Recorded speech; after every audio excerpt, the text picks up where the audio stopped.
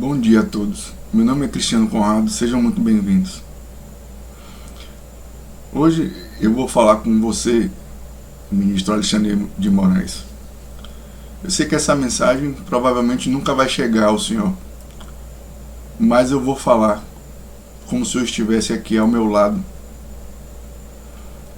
E para começar essa conversa, eu vou lhe pedir que pegue qualquer objeto que tiver ao seu redor. Uma caneta, um livro, toque numa parede, qualquer coisa. Uma caneta simples. O senhor vai ver que por mais que a gente tenha déficit visual, por mais que a imagem possa ser borrada, por mais que a gente possa ver as cores de uma forma diferente, a caneta, ela sempre vai ser esta caneta, esta exata caneta. A realidade não será modificada por conta de nossas impressões, de nossas interpretações, seja ela por falha de nosso sensor visual, seja ela por falha ou por alterações ou por diferenças do que interpreta essas imagens. O objeto concreto nunca vai mudar, assim como os fatos que aconteceram na história, por mais que os vieses de nossas concepções possam dar tons, dar tonalidades, dar interpretações a esses fatos. Os fatos em si são um e somente um. Aconteceram de uma forma e somente uma forma. E por mais que a gente ponha lentes, ponha fumaças, enterre estes fatos, tente modificar a realidade estará lá, imutável, mesmo que enterrada sob toneladas de camadas e camadas de terra, de aço, seja lá do que for. Lá dentro, aquele fato continuará sendo o mesmo fato. E aí a gente volta para o momento atual, as eleições. Dezenas de ministros, de diretores de estatais, de membros do governo, de diretores de partido, participaram ou não de corrupção. A materialidade dessa corrupção existiu ou não. A materialidade dessa corrupção em forma de dinheiro foi devolvida aos cofres da União ou não. Então, houve corrupção no governo liderado pelo PT, pelo ex-presidente Lula. Então, é descabido entender que tudo isso aconteceu sem o conhecimento dele. E as provas materiais constantes nos processos que nós já temos conhecimento mostram que o envolvimento está documentado. Então, por mais que se tente jogar névoa sobre isso, nenhum poder do homem será capaz de mudar os fatos. O registro histórico pode ser mudado. Ele pertence ao homem. Mas o que pertence à realidade, ela é imutável. O que pertence à realidade é imutável. Nada, nenhum poder que o homem tenha concedido a quem quer que seja, será capaz de mudar a realidade. E aí a gente vem para uma discussão. Por que é tão importante que as pessoas tenham acesso a essas informações? As eleições, ministro Alexandre, é como um julgamento. os eleitores estarão julgando os concorrentes, os candidatos, e tolher a população, o eleitor, de informações verídicas que podem levar a um julgamento da dignidade, da honradez, da capacidade, do patriotismo, da correção de um candidato, é tolher o eleitor da capacidade de julgar diante dos fatos, diante da realidade. Da mesma forma como o senhor juiz e os demais juízes não serão capazes de tomar decisões corretas se não tiver à sua disposição todos os fatos, o eleitor não será também capaz de tomar essas decisões de uma forma completa, de uma forma correta, de uma forma plena. E é disso que se trata, tolher, limitar a informação do eleitor. Por que isso é importante? Uma pessoa como eu, que venha durante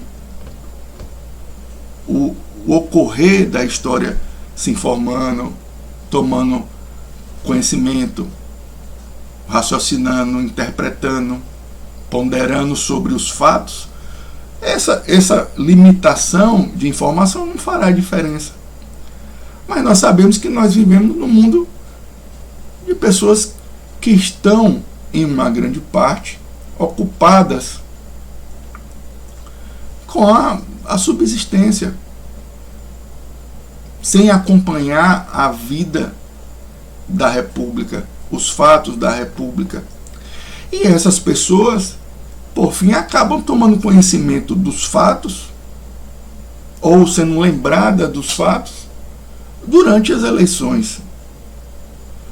E aí a gente está num momento que essas informações verdadeiras estão sendo bloqueadas.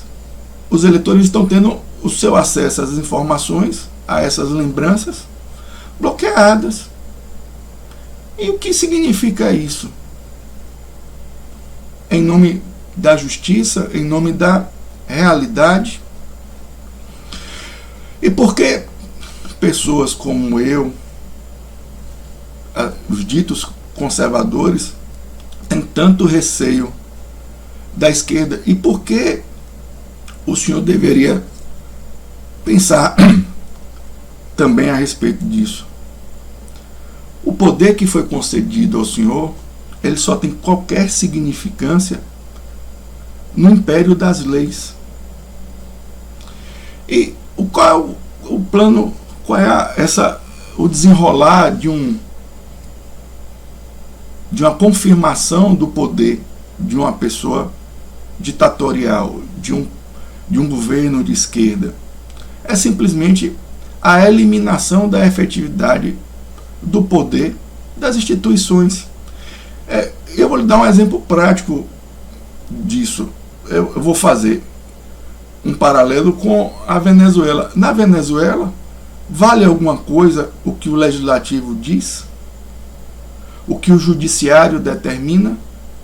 Não, somente quando está de acordo com o poder central do executivo, porque aí se faz impor. E olhe lá, porque nem o próprio Maduro, nem o próprio exército tem poder sobre todo o território nacional. O território nacional está dividido em esferas, em áreas de controle dos coletivos armados, assim, organizações que traçam um paralelo, como por exemplo o que seria o MST fortalecido, armado. O próprio exército está infiltrado por líderes do narcotráfico e somente age quando é de interesse próprio. E a população e a nação está sujeita ao império das armas. E numa realidade dessa, ministro, o senhor acha que essa turma ligaria para as determinações do STF. Então, o próprio, numa situação dessa, de extremo, de caos, o próprio poder do judiciário e até do STF, a mais alta corte, seria apenas um faz de conta, uma fantasia. Não se traduziria em medidas eficazes, não teria um alcance, porque o país estaria entregue ao império das armas. E isso pode acontecer no Brasil? Pode, ministro. Nós temos aí áreas dentro de centros urbanos que estão dominadas pelo poder das armas, um poder paralelo ao Estado. E existe o risco de que essas áreas, esses grupos, sejam fortalecidos e acabem dominando uma área cada vez maior. E dentro desses grupos existem os líderes. Até quando esses líderes fortalecidos e com o poder efetivo da força estarão satisfeitos com seu papel dentro da sociedade, com seu poder dentro da sociedade? E estes grupos têm os líderes, os sublíderes, os pequenos mandantes e os soldados. Quando não há limites, cada um faz sua lei, cada um pega para si o que quiser. E nisto o país vira um caos. Nisto o país se torna uma praça de guerra. E é disso que nós temos temor. É nisso que nós queremos evitar. E o senhor pode falar, esse cidadão está delirando, está sendo exagerado. A partir do momento que as instituições... E o senhor tem... qual uma outra via que geralmente a esquerda, ou um ditador, seja lá de direita ou de esquerda, toma quando ele quer controlar todo o país? Se o judiciário for a favor dele, está tudo bem, se compõe. Mas quando o judiciário é contra, qual é a primeira medida? São os tribunais paralelos, os tribunais populares, as cortes populares, que revisam a todo momento as decisões do judiciário, do legislativo, nada tem efeito. Então, ministro Alexandre, eu entendo que seja do interesse do judiciário que nós permaneçamos num país, numa organização onde as instituições sejam legítimas e eficazes. E não é tolhendo a verdade da realidade das coisas que nós vamos chegar a isso ou garantir isso. Porque a perda da dignidade tem consequências. E a dignidade, quando eu falo dignidade, é uma coisa intimamente atrelada à realidade das coisas, à realidade material do universo e à realidade material dos fatos. Quando a gente se abandona a isso, o único caminho que resta é o caminho pavimentado pelo sofrimento. Tudo isso gera muito sofrimento. E aí eu fiz todo esse discurso para chegar a uma conversa diferente. Eu quero fazer considerações do plano espiritual, do significado espiritual disso, ministro Alexandre. E aí vamos entrar numa parte difícil da conversa. Por que existe essa admiração, essa quantidade de seguidores, essa corrente aí que acompanha o presidente Jair Bolsonaro? É porque, apesar de todas as falhas dele, apesar da falta de modos, apesar da falta de diplomacia, de fleugma, ele aparentemente, até o momento, tenta se manter fiel à realidade das coisas. E isso é uma condição inicial, imperativa para a vida do homem de bem e do cristão. Porque o entendimento principal, a princípio, é que, lembra dessa frase, Jesus, vem a mim, eu sou a verdade, e também outras frases como Lúcifer, pai da mentira. É isso, que são duas coisas incompatíveis. É a vida dentro da verdade e a vida dentro da mentira. Sendo que, em tese, isso é o definidor do que é divino e do que é satânico. Parece conversa de doido, né? Mas eu vou explicar. Então, para muitos, os defeitos, e observe bem, Bolsonaro foi uma criança, um adolescente criado na zona rural. Se libertou dessa realidade a partir do momento que fez um concurso para a academia militar. Ele não viveu em uma corte. O pai dele não era um aristocrata, não era um diplomata. Ele não teve contato com as regras de etiqueta. E, de fato, pode ter cometido inúmeros pecados durante a vida. Mas a observação que nós estamos fazendo é que, em determinado ponto, e qualquer um está sujeito a isso, ele se tornou instrumento tanto de princípios que são caros à República, como princípios que são caros ao cristão. E por isso ele arrasta tanta gente. É porque nós vemos a possibilidade de viver, continuar nosso modo de vida em verdade. E aí, vamos tecer alguns comentários aqui. Quando, por exemplo, um ministro do STF, que tem ali um código, que é a Constituição, e que rege a forma de proceder e as condutas dos ministros, aparentemente, assim, a vistas, se afasta do que está escrito, ele está se afastando da verdade ou dos limites que estão estabelecidos a ele. E ele começa a viver em mentira, a causar sofrimento. E aí fica descabido para o cristão como um todo, né? E as pessoas que têm uma conexão maior com a realidade, apoiar qualquer coisa que venha de mentira. E causa estranheza, causa um sentimento muito ruim. A gente está vendo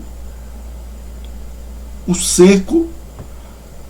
Olha, a gente pode entender que deve-se evitar as tinturas, deve-se evitar as interpretações elásticas, interpretações do fato, a adoção, assim, quer dizer, a interpretação frente às suas concepções de vida e de mundo diante dos fatos. Mas o fato em si ele não pode ser tolhido, ministro. E aí a gente está vendo um processo de caça a órgãos de imprensa. Nada de bom pode vir disso, que a perda da verdade, o afastamento da realidade, é o afastamento da dignidade, é o afastamento.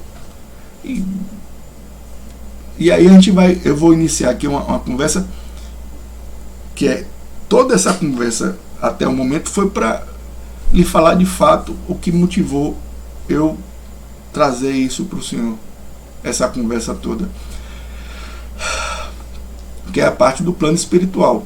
O plano espiritual, as pessoas que acreditam nisso entendem que em determinado momento, ou acreditam que em determinado momento houve uma cisma nos céus, e que Deus e Lúcifer tiveram um desentendimento. Eu não tenho maturidade teológica para saber qual foi a causa, qual foram de fato os pontos de desentendimento entre Lúcifer e Deus. E Lúcifer arrastou consigo dezenas, centenas de anjos e arcanjos para a desgraça, para longe de Deus. E que esses seres caídos, esses seres afastados da graça de Deus, estão aqui na Terra, influenciando o ser humano. E essa influência é no único e exclusivo objetivo de causar sofrimento. Porque eu também não sei, parece que eles se alimentam de sofrimento. E aí a gente vê todas medidas, decisões de lideranças e de líderes que não fazem sentido. População descontrolada, medidas para diminuição de produção de alimentos, guerras, ausência da lei, afastamento da verdade. E, em escala global, causa um sofrimento inimaginável.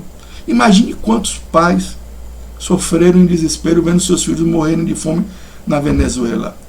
O sofrimento da pessoa ter que abandonar tudo em seu país e sair numa viagem de quase 1.200 quilômetros para cruzar uma fronteira com uma mala e sacolas nas costas. Então, o holocausto, a fome da Ucrânia, tanto lá na Segunda Guerra como agora o desespero, as mortes, enfim, por exemplo, não há um sofrimento. Quanto mais inocentes são as vítimas, mais sublime é esse sofrimento para estes demônios.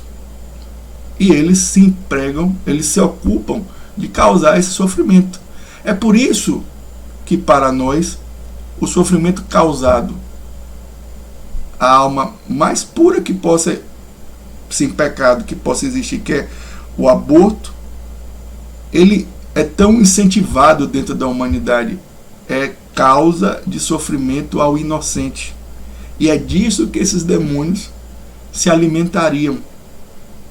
Então, e tudo isso se oriunda do afastamento da verdade, do afastamento da realidade dos fatos, das coisas. E aí, ministro do STF, ministra Carmen Lúcia, eu vi a senhora dizer que a censura é proibida pela Constituição, mas eu vou tolerar neste período.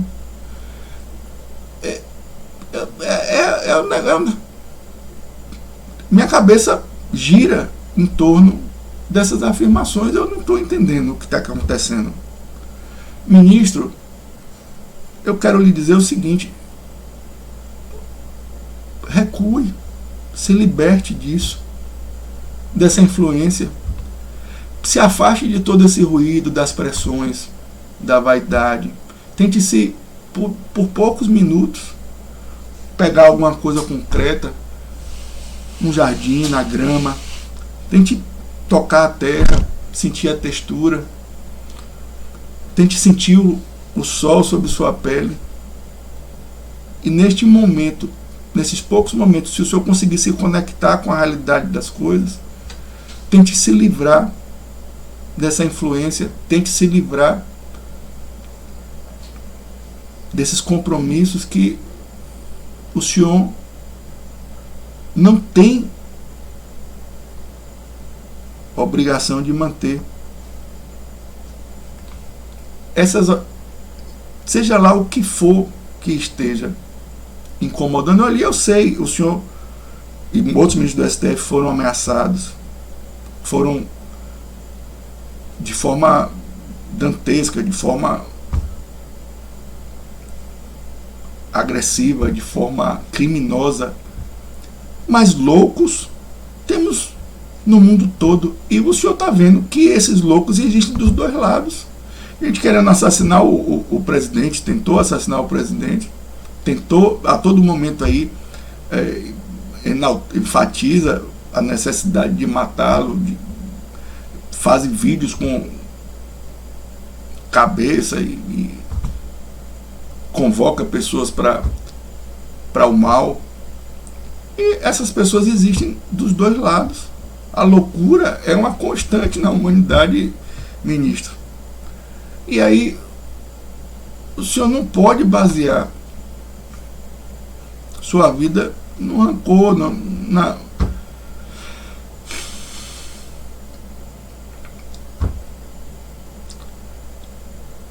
na vingança. Quando Daniel Silveira fez aquela manifestação, eu achei que ele devia ser expulso da Câmara. Ser expulso.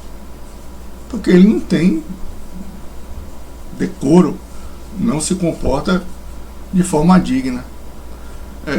Qualquer coisa pode ser feita baseada em argumentos, calcado na verdade dos fatos.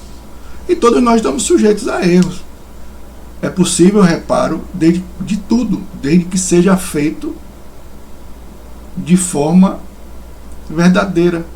A gente reconhece nossos erros e tenta ser justo no reparo, até quando é em desfavor de nós mesmos. É assim que se livra da mentira, é assim que se livra das consequências do mal, é assim que se livra da influência do mal, é se livrando da mentira. É uma coisa que eu aprendi a duras penas. Se eu tentar falar uma mentira ou levar um falso testemunho a alguém, minha voz some. Eu não consigo nem sequer completar a frase. Eu deixo de pensar, minha cabeça se esvazia. Fica até difícil de falar. Parece que o chão some debaixo de mim. Então eu tenho que retornar, reparar, para ser capaz de concatenar qualquer pensamento e dar continuidade à conversa, sem não partir do começo reparando. Então, com a idade, a gente vai passando por essas situações, a gente se policia para nem começar. Então, eu vi a afronta que Daniel Silveira fez ao membro do STF. Muitas coisas que ele fez, que ele falou, existia uma base de respaldo para a insatisfação dele, mas a forma é descabida dentro do comportamento esperado de um deputado federal. E eu entendo que ele, além de ser afastado, deveria responder civilmente ao dano moral que ele causou. Agora, daí e tudo que veio em decorrência disso também merece reparo, ministro. E o que é que eu vou... Os erros, todos nós estamos sujeitos a isso. E na concepção do cristianismo, mesmo o próprio Lúcifer teria capacidade de retornar à graça se ele de fato retornasse, reconhecesse, se arrependesse, se prostrasse diante da verdade. Porque para nós a verdade, Deus, é a mesma coisa. Reconhecer os fatos. Porque reconhecer o erro é lavar a alma, é se livrar disso, é ter a oportunidade de recomeçar. E o que eu peço ao senhor é que pondere. O senhor vem em decorrência de alguns atos causando sofrimento, causando apreensão, causando temor. E essa turma que está aí, ela baseia a sua vida em torno da mentira.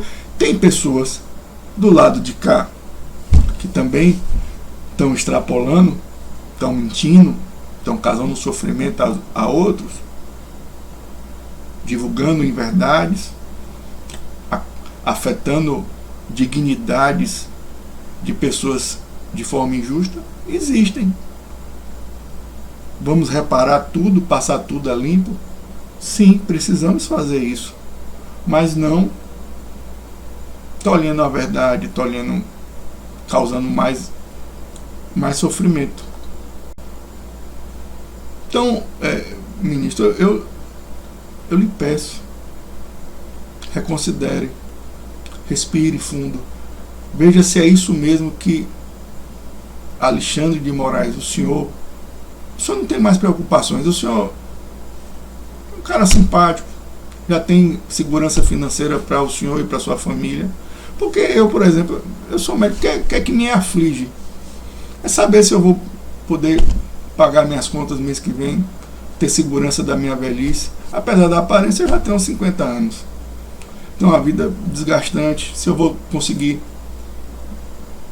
arcar com os custos da educação de minha filha, caso se eu cair doente, quem é que vai sustentar minha família, quem vai prover minha família, se na velhice eu vou ter condição de ter uma vida digna, se eu precisar de um auxílio durante a minha vida, se eu vou ter alguém para me ajudar.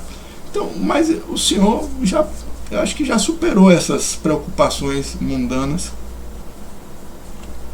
essas preocupações do homem comum. Então, o que é que está lhe afligindo? Se é isso, a única coisa que eu peço é que o senhor reflita se é isso mesmo que Alexandre de Moraes de verdade decide. Essas decisões são suas, ou se são de influências políticas, influências de mídia, influências de grupos, influências. Respirar fundo e retornar ao limite das coisas, porque isso, o caminho, quando a porta do caos se abre, caixa de Pandora, né? Não se tem controle sobre os efeitos. Não se tem controle sobre os efeitos. A gente não tem como definir ou prever o que é que vai acontecer. É por isso que eu não sou, nunca fui favorável a uma intervenção militar. Porque além de não estar regulamentado especificamente um possível processo passo a passo como ocorreria, os limites disso e tudo mais, fazer isso sem toda essa limitação é brincar com o caos, é liberar os demônios da caixa de Pandora. Ministro, sabe que horas são? São 4h36 da manhã. Por que eu fiz esse vídeo? Eu sonhei com o senhor.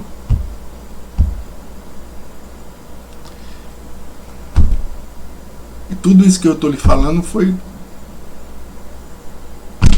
o que eu vi no sonho. Foi o que eu pensei, o que eu sonhei.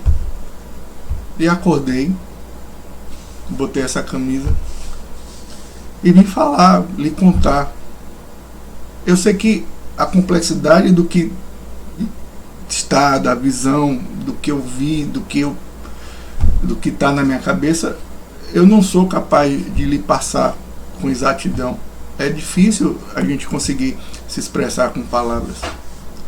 Mas tudo isso que eu lhe falei, eu tive um sonho com o senhor. Acordei e para não perder o sentimento com o qual eu acordei, eu liguei o computador e gravei esse vídeo dessa conversa que o senhor nunca vai ver. Então, escute, reflita,